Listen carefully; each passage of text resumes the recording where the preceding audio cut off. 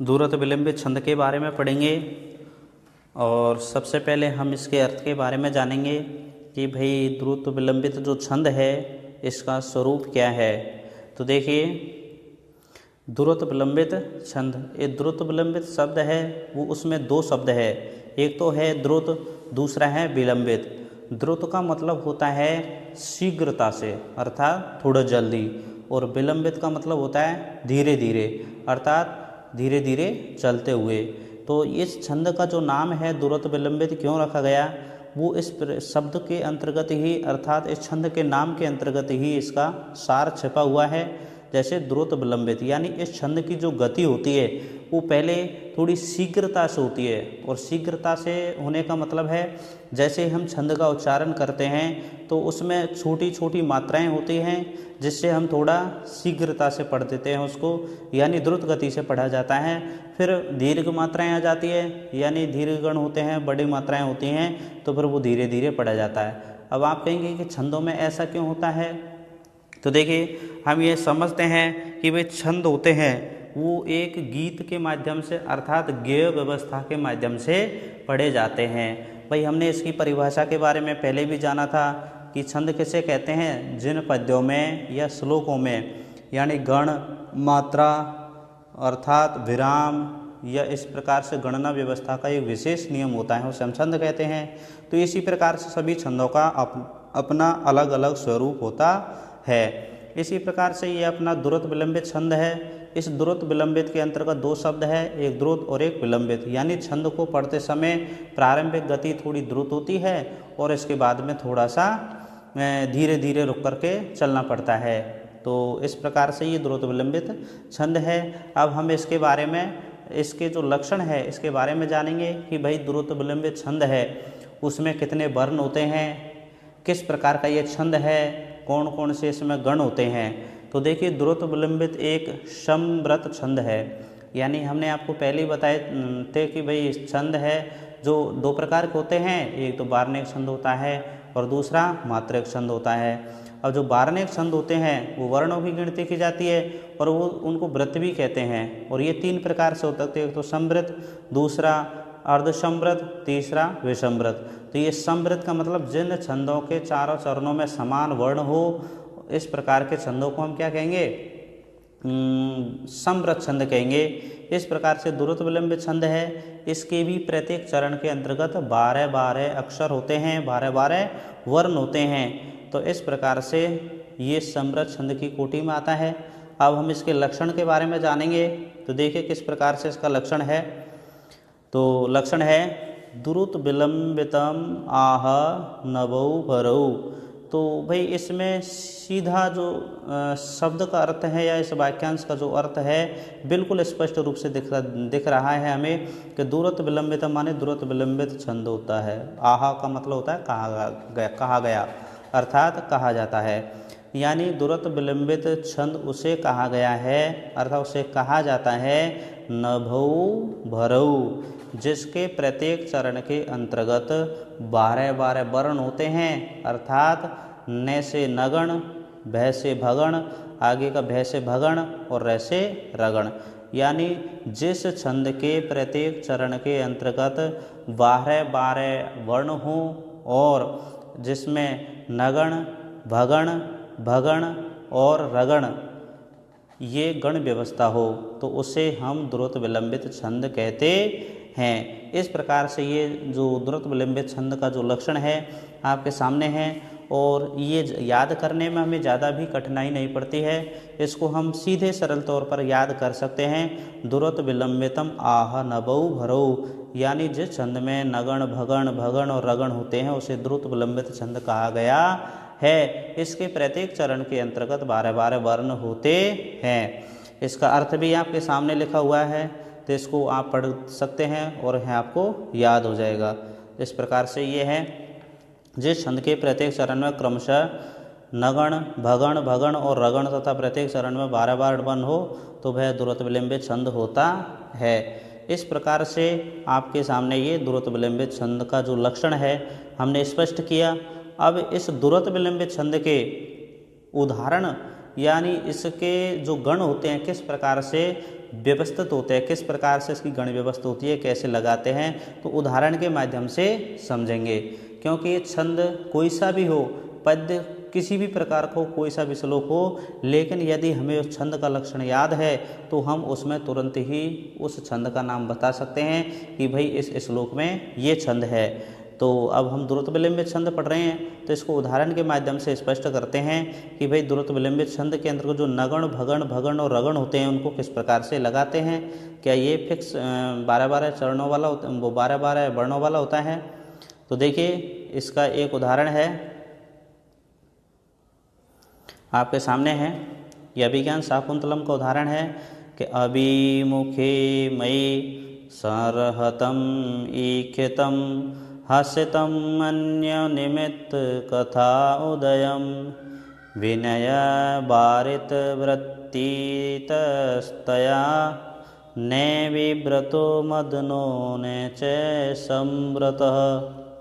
तो किस प्रकार से ये उदाहरण आपके सामने बहुत ही सरल और सीधा उदाहरण है। तो ये किस प्रकार की बातें हैं, इसमें एक बार आपको अर्थ भी बता देता हूँ इसका, कि भाई जब शकुंतला अपनी सखियों के बारे में इस प्रकार से, वो सखियों से इस प्रकार से बात करती है राजा दुष्यंत के बारे में, तो सखी पूछ लेती है कि भाई आपको कैसे लगते हैं, राजा दुष्यंत के बारे में आपके क्या विचार है, किस प्रकार से। तो वो क्या कहते हैं शकुंतला कि अभिमुखे मयि संहृतम ईखितम, यानी मेरे द्वारा देखने पर, यानी जब वह मेरे सामने मुख किए रहते हैं तो मैं उनके साथ देख लूँ तो वो क्या कर लेते हैं, मुँह को फेर लेते हैं। अभिमुखे मयि, मेरे द्वारा उस देखने पर, संहृतम ईखितम, यानी देखने पर वह हमेशा मुख को फेर लेते हैं। हास्यतम अन्य निमित्त कथा उद्यम, और कोई दूसरी बात कहने के बहाने हंस पड़ते हैं, यानी वो किसी भी बात का बहाना बना लेते हैं और वहाँ हंस पड़ते हैं। विनय भारत वृत्ति ततस्तया न विव्रतो मदनो न च संव्रत, यानी इस प्रकार से विनय के द्वारा रोका गया वह जो पुरुष अर्थात राजा दुष्यंत है, उनकी स्थिति इस प्रकार से है कि वो ना तो खुल करके कहना चाहते हैं और ना ही किसी बात को छुपाना चाह रहे हैं, अभी तो संकेतों में स्पष्ट कर रहे हैं। तो ये साधारण आपको मैंने अर्थ बतलाया है। तो अब इसके हम गण व्यवस्था के बारे में देखते हैं। तो देखिए ये 4 चरण है और चारों चरणों में 12-12 वर्ण हैं, गिन सकते हैं आप। तो इस प्रकार से ये चारों चरण हैं, उनमें हम मात्रा लगाएंगे। जो हमने लगाया है गण है कि भाई पहले चरण में, दूसरे चरण में, तीसरे चरण में और चौथे चरण में क्या क्या होंगे, यानी नगण, भगण, भगण और रगण। तो अब नगण में कौन कौन सी मात्राएं आती है, भगण में कौन कौन सी आती है, मैंने आपको मात्राओं का जो गण निर्धारण व्यवस्था उसके अंतर्गत आपको बताया था। एक अक्षर के यानी 600 मात्रा की एक आती है और दीर्घ मात्रा की 2 आती हैं, और जहाँ संयुक्त अक्षर है उससे पहले का वर्ण दीर्घ होता है, और जहाँ पर अनुस्वार और विसर्ग युक्त वर्ण है उसका भी दीर्घ होता है। तो देखिए जिस प्रकार से इसमें दे रखा है अभिमुखे, तो ए है वो छोटा है, बी छोटा है, मुँह छोटा है। तो इस प्रकार से अभी में ये तीनों छोटे हैं, तो ये इसमें तीनों डंडे एक एक आगे छोटे आ गए। तो ये कौन सा होगा, न सल अर्थात नगण। फिर आगे खे बड़ा है तो इसमें बड़ी लगा दी हमने। मैं छोटा है तो मैं के ऊपर लगा दी यह छोटा है, यह छोटी, ये तो भगण होगा भानस। अब देखो सै पे अंकी बिंदी लग रही है तो ये बड़ा वैसे भी होगा, बाद में री में ऋषि आदि लगी हुई तो ये पहले भी बड़ा हो जाएगा, तो बड़ा है तो बड़ा ही रहेगा। तो इस प्रकार से सै को बड़ा किया है, एक है बड़ा, ये बड़ा नहीं करेंगे इसको, छोटा, तय छोटा तो भानस हो गया। अम्मी बड़ी है तो बड़ा, खे छोटा है छोटा, तम में अंग लगा हुआ, तो इस प्रकार से मी के तम को हमने क्या कर दिया, राजभा। तो इस चरण में क्या हो गया, नगण, भगण, भगण और रगण, इस प्रकार से अपन के गण हो गए। ऐसे ही दूसरे चरण में देखिए ह सी त, नगण, मन्य ने, तो देख नादा न है तो मैं बड़ा हो जाएगा, यह छोटा है छोटा, न छोटा है छोटा। फिर मी तय बड़ा, तय आधा है तो मी बड़ा हो जाएगा, तय और कै छोटे छोटे हो जाएंगे, तो इसमें भी भानस हो जाएगा। फिर थो द य बाद में हलंत है तो ये बड़ा हो जाएगा, तो ये राजवा हो गया। इसी प्रकार से इस छंद के अंतर्गत है, यानी इस लाइन के अंतर्गत है, आपको चारों चरणों के अंतर्गत ठीक तरीके से यहाँ पर गण व्यवस्था को बताया गया है। इस प्रकार से आप अन्य जो भी उदाहरण है भाई हमें देखो पाठ्यक्रम के हिसाब से जो अभिज्ञान शाकुंतलम के जो छंद है वो पूछे जाते हैं अपन के सेकंड ईयर में।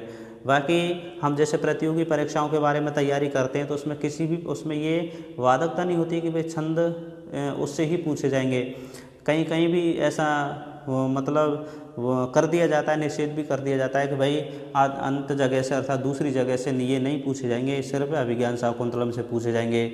तो इस प्रकार से सिलेबस के अनुसार हमें ये छंदों को करना पड़ता है। लेकिन सबसे महत्वपूर्ण बात यह है कि चाहे छंद पद्य श्लोक या किसी भी ग्रंथ का हो, किसी भी लेखक का हो, किसी भी पुस्तक का हो, लेकिन यदि हमें उस छंद का लक्षण याद है, हम गण मात्रा निर्धारण करना जानते हैं, हम छंद की विशेषताएं जानते हैं, हम छंद का महत्व जानते हैं, हम छंद की परिभाषा जानते हैं, तो हमें उस श्लोक के अंतर्गत किसी भी प्रकार से गण निर्धारण करने में कोई कठिनाई नहीं आएगी।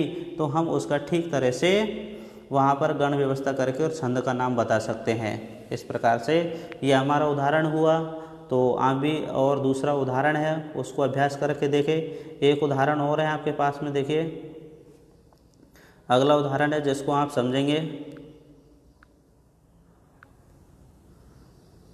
तो देखिए ये एक उदाहरण और है आपके सामने। नव पलाश पलाश बनम पुर है, स्फुट पराग परागत पंकजम, मृदुलतान्तम लतान्तमलोकयत, से सुरभीम सुरभीम सुमनोभरई। तो इस प्रकार से इस छंद के पहली लाइन के अंतर्गत मैंने गण लगाया है।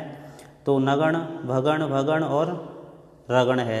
अगले 3 चरणों के अंतर्गत आप भी गण व्यवस्था लगा करके और इसको अभ्यास कर सकते हैं। तो इस प्रकार से आपका ये समझ में आ गया होगा। और यदि आपको इस प्रकार की ये पीपीटी के माध्यम से छंद का जो अध्यापन है, ऑनलाइन टीचिंग है, अगर आपको अच्छी लग रही है तो इसको एक चैनल को एक बार सब्सक्राइब ज़रूर करें। आपके वीडियो के नीचे एक लाल बटन दिखाई दे रहा है सब्सक्राइब का, और उस पर क्लिक करें और बेल आइकन को दबाएं। ठीक है, थैंक यू, धन्यवाद।